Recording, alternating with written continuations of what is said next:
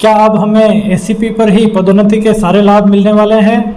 क्या समय पर पदोन्नति नहीं होने के बाद भी 9, 18 एवं 27 वर्ष की सेवा पर एसीपी के माध्यम से ही हमें हमारे प्रथम, द्वितीय एवं तृतीय पदोन्नति के सारे लाभ मिल सकेंगे? वित्त विभाग की दिनांक 26 जुलाई 2023 की अधिसूचना के बाद यह चर्चा काफ़ी प्रासंगिक हो गई है कि क्या अब हमें एसीपी पर ही प्रमोशन के सारे लाभ मिलने वाले हैं। जहां सोशल मीडिया पर कुछ ऐसे आदेश भी देखने को मिले हैं जहां ऐसा मानते हुए कि एसीपी पर ही पदोन्नति के लाभ मिलने के प्रावधान हो चुके हैं, पे फिक्सेशन भी कर दिए गए हैं और सोशल मीडिया पे इस तरह के आदेश भी प्रसारित होकर वायरल हो रहे हैं। परंतु कई लोगों का मानना यह है कि जो वर्तमान में प्रोविज़न किए गए हैं इसका आशय बिल्कुल भी यह नहीं है कि आपको एसीपी पर प्रमोशन के लाभ मिलने वाले हैं। तो इस तरह से कन्फ्यूजन की स्थिति बनी हुई है। तो इस वीडियो में हम इस प्रश्न की वास्तविकता को जानने का प्रयास करेंगे कि वास्तव में इस अमेंडमेंट के बाद अब एसीपी पर हमें किस प्रकार के लाभ मिलने वाले हैं। एक बार आप सभी का फिर से इस चैनल पर स्वागत है। आप जानते ही हैं कि इस चैनल पर हम इसी प्रकार के ज्ञानवर्धक वीडियो लगातार लाते रहते हैं। चैनल के साथ बने रहिए। चलिए वीडियो स्टार्ट करते हैं। सबसे पहले हम चर्चा करेंगे वित्त विभाग के दिनांक 26 जुलाई 2023 के उस नोटिफिकेशन की जिसके द्वारा आरएसआर का रूल 26A के सब रूल 1 को यहाँ सब्सटीट्यूट किया गया है। आप सभी परिचित होंगे ही कि रूल 26A पदोन्नति के पश्चात किए जाने वाले वेतन निर्धारण के संबंध में प्रावधान करता है। तो इस सब्सटीट्यूट से पहले रूल 26A सब रूल 1 के क्या प्रोविज़न थे, एक बार पहले हम उन्हें समझ लेते हैं ताकि हम आगे की चर्चा हमारी आसान रहेगी। देखिए, पहले जो प्रोविज़न था उसमें यह कहा गया था कि कोई भी कर्मचारी यदि पदोन्नति को प्राप्त करेंगे तो उन्हें वर्तमान पे लेवल में उनके वेतन पर एक वेतन वृद्धि का लाभ दिया जाएगा और जो नोशनल पे प्राप्त हुई है वेतन वृद्धि का लाभ दिए जाने के पश्चात उसको हम पदोन्नत पद के पे लेवल में सर्च करेंगे। यदि उस वेतन के समकक्ष या समान कोई वेतन उस पे लेवल में विद्यमान है तो उस समान वेतन पर वहाँ प्रमोशन पर पे फिक्सेशन कर दिया जाएगा। लेकिन यदि समान वेतन वहाँ उपलब्ध नहीं है तो उससे जो उच्चतर वेतन है वहाँ उसका फिक्सेशन कर दिया जाएगा। इससे आप भली प्रकार परिचित हैं। अब हम सीधे 26 जुलाई 2023 के सब्स्टिट्यूशन पर आ जाते हैं कि नए प्रोविज़न अब इसके स्थान पर क्या किए गए हैं। पुराने प्रोविज़न को बिल्कुल रिप्लेस कर दिया गया है इस नए प्रोविज़न के द्वारा। इस नए प्रोविज़न को आप देखिए, इसमें स्पष्ट लिखा हुआ है कि अब यदि स्थायी रूप से पदोन्नति होती है, पदोन्नति टेम्परेरी या स्थायी आधार पर नहीं होनी चाहिए, तो प्रमोशन पर आपको पूर्व की तरह ही एक इंक्रीमेंट का लाभ दिया जाएगा वर्तमान पे के आधार पर, और जो नोशनल पे मिली है उससे उच्चतर वेतन पर आपका पदोन्नत पद के पे लेवल में पे फिक्सेशन किया जाएगा। तो पहले और आपके प्रोविज़न में जो मुख्य अंतर है वह यह है कि पहले जहां समान वेतन वाला सेल उपलब्ध होता था तो वहां पे फिक्सेशन कर दिया जाता था, परंतु अब ऐसा नहीं है। अब समान वेतन वाला सेल उपलब्ध होने पर भी उससे उच्चतर वेतन पर ही प्रमोशन पर पे फिक्सेशन किया जाएगा। इसको हम एक छोटे से उदाहरण से समझने का प्रयास करेंगे। मान लीजिए एक एलडीसी का प्रमोशन यूडीसी पोस्ट पर हुआ है, उनकी वर्तमान पे 27,100 रुपये हैं। तो सबसे पहले एक वेतन वृद्धि का लाभ दिया जाना है। 27,100 में हम वेतन वृद्धि देंगे तो 27,900 रुपये हमें प्राप्त होंगे।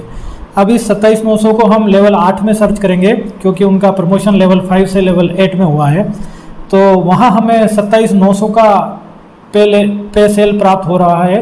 तो पुराने प्रावधानों के अनुसार समान वेतन होने पर पे फिक्सेशन कर दिया जाता था, तो यहाँ उनका पे फिक्सेशन 27,900 पर होता। लेकिन चूंकि अब प्रोविज़न चेंज हो गए हैं तो अब हमें समान पर न कर कर उच्चतर वेतन पर ही पे फिक्सेशन करना है। तो 27,900 से हम उच्चतर देखेंगे तो हमें 28,700 रुपये यहाँ प्राप्त होंगे। तो अब उनका पे फिक्सेशन 28,700 पर किया जाएगा। तो इस प्रकार आप रूल 26A के इस चेंजेस को समझ गए होंगे। एक कर्मचारियों के लिए सबसे बड़ी राहत की बात यहाँ यह है कि इस प्रोविज़न को 1 जनवरी 2016 से लागू किया गया है। यानी कि 1 जनवरी 2016 के बाद जितने भी कर्मचारी समान वेतन पर इस प्रकार पे निर्धारित की गई थी प्रमोशन पर, उनके पुनः फिक्सेशन किए जाएंगे और उनको उच्चतर वेतन पर उनका पे निर्धारण होगा। हालांकि उनको एरियर 31 मार्च 2023 तक यहाँ देय नहीं होगा। इस प्रकार इस अधिसूचना को हमने ठीक से समझ लिया है। इस अधिसूचना को ठीक से समझने के कारण अब हम आगे की चर्चा हमारी आसान रहेगी। अब हम चर्चा करेंगे 26 जुलाई 2023 की दूसरी अधिसूचना, जिसके द्वारा राजस्थान सिविल सेवा पुनरीक्षित वेतनमान नियम 2017 को यहाँ अमेंड किया गया है। हम इस अधिसूचना के बिंदु संख्या 4 को पढ़ेंगे। आप देखिए, यहाँ सब रूल 2 ऑफ रूल 14 को चेंज किया गया है पुनरीक्षित वेतनमान नियम 2017 के। यह नियम 30 अक्टूबर 2017 की अधिसूचना द्वारा लागू किए गए थे, जहां हमें 7वें वेतन आयोग का लाभ प्राप्त हुआ था। तो हम 30 अक्टूबर 2017 की अधिसूचना को भी यहाँ साथ में एनालिसिस कर लेते हैं। तो यहाँ देखिए, आप सब रूल 2 को चेंज किया है। वैसे रूल 40 को जब आप देखेंगे मूल रूल को, तो वहाँ 7 सब रूल है, उसमें से सिर्फ रूल 2 को ही यहाँ इस प्रोविजन से सब्स्टिट्यूट किया जा रहा है। सबसे पहले हम यहाँ सब रूल 2 के पुराने प्रोविजन को समझ लेते हैं, जिसको यहाँ चेंज किया गया है। इसमें लिखा गया है कि एसीपी पर वित्तीय उन्नयन के समय आपका वेतन निर्धारण उसी प्रकार से किया जाएगा जिस प्रकार सामान्य पदोन्नति के समय किया जाता है। इसके पश्चात इसमें कुछ इसका विस्तार किया गया था, जिसमें यह बताया गया था कि वर्तमान पे लेवल में आपको एक इंक्रीमेंट का लाभ दिया जाएगा। उसके बाद समान सेल होने पर समान सेल में, समान नहीं होने पर उच्चतर वेतन सेल में, नेक्स्ट पे लेवल में, जो वर्तमान पे लेवल आपका वर्तमान में अभी है उससे नेक्स्ट पे लेवल में आपका वेतन निर्धारण किया जाएगा। तो अब जो चेंजेस किए गए हैं, इसमें शुरू की एक लाइन को यथावत रखा गया है, और बाद में जो ये विस्तार था इस नियम का, जिसमें ये पे फिक्सेशन का तरीका बताया गया था एसीपी पर, उसको यहाँ से हटा दिया गया है पूरी रूप से। अब जो प्रोविज़न बचा है वह यही है कि वित्तीय उन्नयन के समय, सामान्य पदोन्नति के समय जिस प्रकार वेतन निर्धारण किया जाता है, उसी प्रकार से वेतन निर्धारण का लाभ आपको एसीपी पर भी मिलेगा। तो इस प्रोविज़न को देखने से हमें कुछ आशा जगती है कि नेक्स्ट पे लेवल दिए जाने का जो एसीपी पर प्रावधान था उसको तो यहाँ हटा दिया इन्होंने। तो इसका मतलब अब, और कुछ इसकी लैंग्वेज ही इस तरह की है कि प्रमोशन पर पे फिक्सेशन जिस प्रकार किया जाता है वहाँ उसी प्रकार से आपको पे फिक्सेशन का लाभ यहाँ भी दिया जाएगा। तो इसको देखकर एक बार ऐसा लगता है कि नेक्स्ट लेवल का प्रोविज़न हटा दिया गया है, तो अब हमें प्रमोशन के पे लेवल ही यहाँ एसीपी पर प्राप्त होने वाले हैं। पर थोड़ा हम इसमें और डिटेल से जांच करेंगे इसकी। आप सब रूल 7 देखिए, रूल 14 का। इसमें बताया गया है कि the detailed guideline for grant of ACP shall be as content in schedule 6 appendant to this rules. यानी एसीपी के संबंध में जो डिटेल्ड प्रोविज़न है, डिटेल्ड गाइडलाइन है, वो शेड्यूल 6 में दी गई है 30 अक्टूबर 2017 की नोटिफिकेशन के साथ। तो अब हम चलेंगे शेड्यूल 6 की तरफ। आप शेड्यूल 6 आप ध्यान दीजिए, जो ये 26 जुलाई 2023 की अधिसूचना है, इसमें कहीं भी शेड्यूल 6 में अभी तक कोई भी अमेंडमेंट नहीं किया गया है। शेड्यूल 6 अभी भी पहले की तरह विद्यमान है, इसका कोई प्रोविज़न परिवर्तित नहीं किया गया है। तो आप जब इस शेड्यूल का बिंदु संख्या 2 देखते हैं, उसमें बताया गया है कि the ACP scheme envisages merely placement in the immediate next level in the hierarchy of the levels as given in part 1 of the schedule 1 of the Rajasthan Civil Service revised pay rules 2017। पहले का ही प्रावधान है जिसमें यह कहा गया है कि आपका जो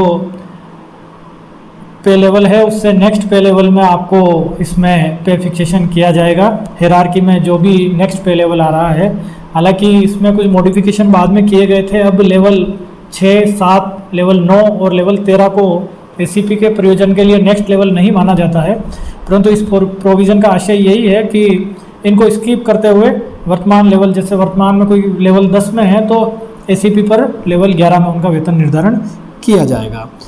इसको जब आप आगे पढ़ते हैं तो यहाँ ये भी स्पष्ट किया गया है कि यदि आपके प्रमोशन रेगुलर पे लेवल में नहीं है तो एसीपी पर आपको जो लाभ मिलने वाला है वो प्रमोशन से भिन्न भी हो सकता है। तो यहाँ बिल्कुल स्पष्ट है कि यहाँ कोई चेंज नहीं किया गया है। तो एसीपी के प्रोविज़न एज इट इज़ पहले की तरह हैं, पहले की तरह ही एसीपी में आपको नेक्स्ट पे लेवल में आपको लाभ दिए जाएंगे। तो अब प्रश्न यह उठता है कि जब शेड्यूल 6 को चेंज नहीं किया गया तो सब रूल 2 में ये क्यों चेंजेस किया गया था कि भाई समान वेतन पर न दिया जाकर उच्चतम वेतन पर दिया जाएगा। तो इसका आशय यह था कि पदोन्नति पर वेतन निर्धारण की प्रक्रिया परिवर्तित कर दी गई है। अब समान वेतन पर पे निर्धारण नहीं होकर उच्चतर वेतन पर पे निर्धारण किया जाना है। तो उसी प्रावधान को एसीपी के परियोजनार्थ लागू करने के लिए उस क्लोज को हटाया गया है कि समान सब उपलब्ध होने पर समान में, नहीं होने पर उच्चतर में। उस क्लोज को हटाने से अब उस वर्तमान क्लोज की जो मंशा है वह यह रह गई है कि जिस प्रकार पदोन्नति पर वेतन निर्धारण किया जाता है उसी प्रकार एसीपी में भी किया जाएगा। यानी अब समान सेल पर एसीपी में नहीं किया जाएगा, एसीपी में भी आपको उच्चतर सेल में वेतन निर्धारण किया जाएगा। इस पूरी अधिसूचना का आशय यही है। यहाँ बिल्कुल भी कोई प्रोविज़न नहीं है कि आपको एसीपी पर प्रमोशन के लाभ दिए जाएंगे। तो इस एनालिसिस से मुझे आशा है कि आप समझ गए होंगे कि जो इस प्रकार कि हमें एसीपी पर पूर्व की बातें ही लाभ मिलने हैं, सिर्फ वेतन निर्धारण का तरीका चेंज हुआ है। अगर आपको वीडियो में दी गई जानकारी उपयोगी लगी हो तो अपने साथियों तक इस जानकारी को अवश्य पहुंचाएं। इस चैनल पर हम लगातार ऐसे ही वीडियो लगातार लाते रहेंगे। चैनल के साथ बने रहिए। थैंक यू, धन्यवाद।